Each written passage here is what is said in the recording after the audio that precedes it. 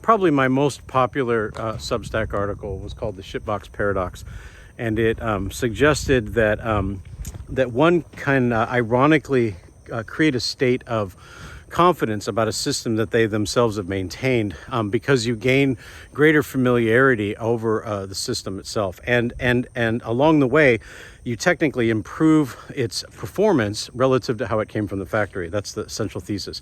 And as an allegorical example, I used my minivan as an example. And so in that context, I want to talk about the anti-fragile playbook. It's an endeavor that Ruth and I have been working on with Trudy since 2020.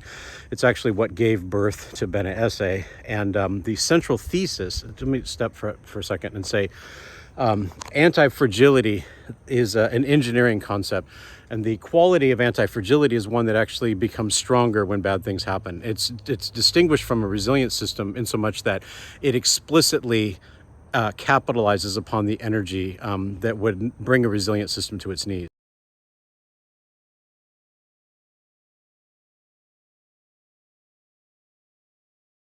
A business that gets stronger when bad things happen. Mm-hmm. And a great example is bones. Like, I fell when I was young. I fell pretty far, actually. I broke both my feet. I had casts on both legs, and had to go through therapy to learn how to walk again. I had a lot of pain after that.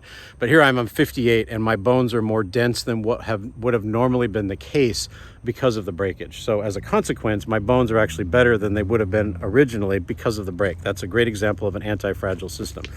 So our central thesis in the anti-fragile playbook is that there is a way of reconciling the ledger between soft capital and hard capital.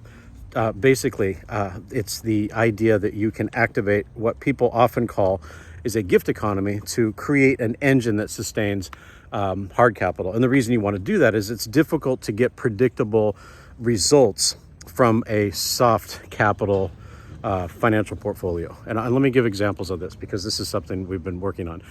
When I say soft capital, I'm not just talking about gift economy. The work that Ruth Glendinning did for years has been around how to actually build a culture of self-sustaining stewardship that really activates a whole spectrum of soft capital, so as to protect sort of these older, more grounded and rooted values that normally get eroded when a lot of capital, a lot of hard capital, a lot of money flows through.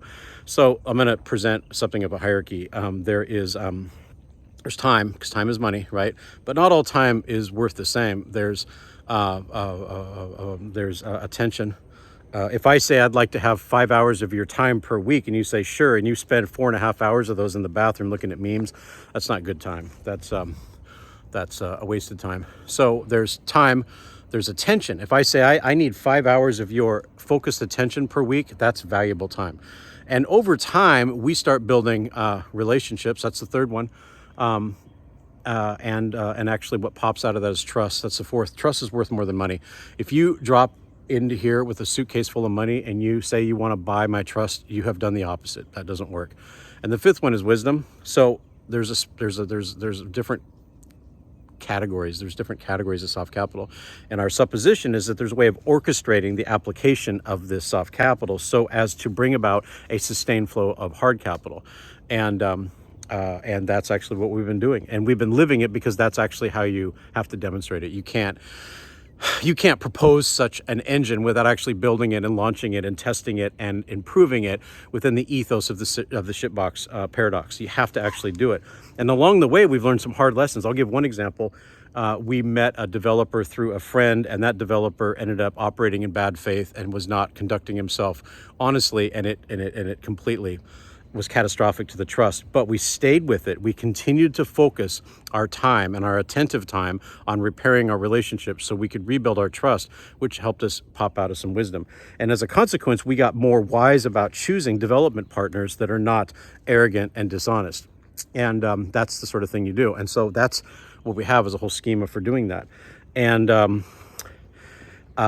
that's all I got to say on the matter.